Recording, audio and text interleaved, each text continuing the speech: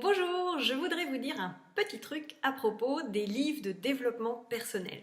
En fait, on ne vous le dit jamais, mais ça ne sert à rien de lire plein de livres de développement personnel. Pourquoi? Parce qu'en fait, vous n'avez pas besoin de les lire, vous avez besoin d'en intégrer les contenus.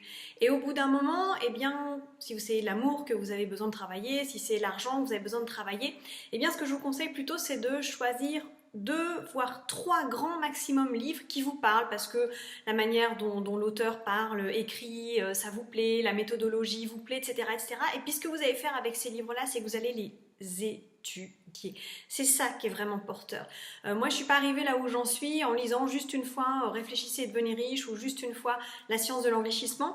D'ailleurs, celui qui m'a vraiment porté, c'est La science de l'enrichissement parce qu'il y a vraiment une philosophie derrière à laquelle je me suis vraiment, je me suis imprégnée de cette philosophie, elle me parlait, mais je l'ai lu peut-être 18, 19, une vingtaine de fois, et c'est pas simplement lire, hein. Quand je dis étudier ça veut dire prendre des notes, ça veut dire souligner des choses dans le livre, ça veut dire prendre des notes, reporter ce que vous avez écrit, ça veut dire aussi résumer, hein. Par exemple, prenez un chapitre, je veux dire, ok, est-ce que j'ai vraiment bien compris ce chapitre?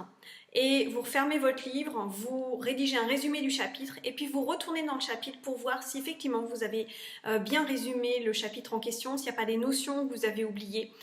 Et puis les relire très très régulièrement, lire un chapitre par soir par exemple. C'est ça que ça veut dire étudier un livre de développement personnel.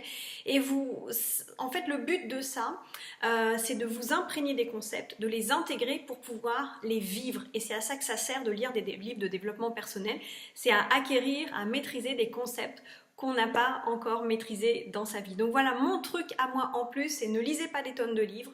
Sur la problématique que vous avez besoin de travailler, choisissez-en un, c'est mieux. Allez, deux, voire trois, mais trois grand maximum et pas plus, et étudiez-les à fond. Je vous dis à bientôt.